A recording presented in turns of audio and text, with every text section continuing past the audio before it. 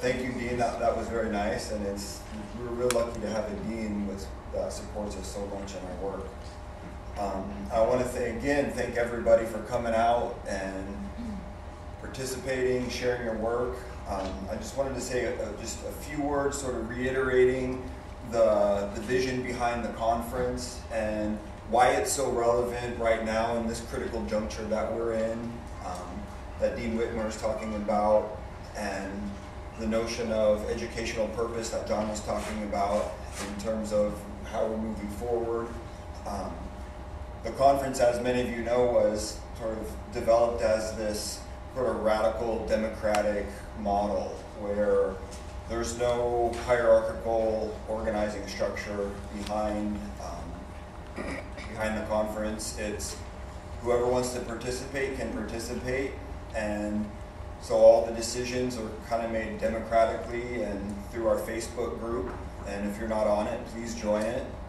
And so those that join the Facebook group are sort of permanent members of the organizing committee, and people have been volunteering to do different parts of what was necessary to make this happen.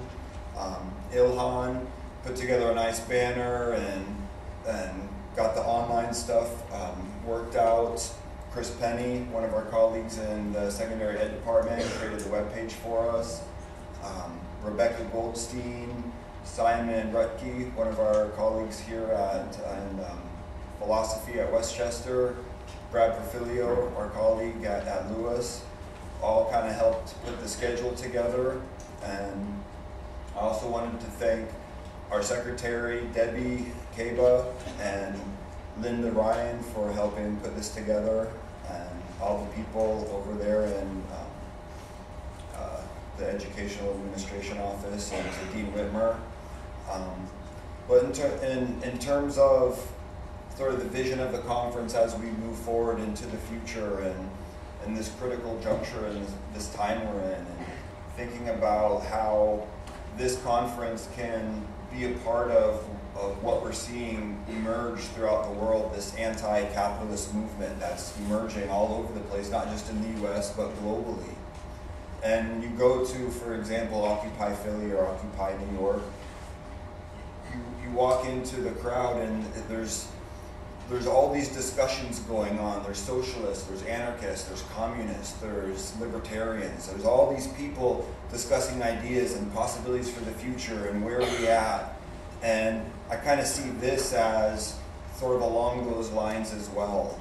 And personally, I would like to see this opportunity for us, those of us that are working in critical pedagogy and critical theories from many different perspectives, come together in mutual respect, but also come together with that spirit of respect, also challenging each other. And this is the time for us to hone our practice, hone our perspectives.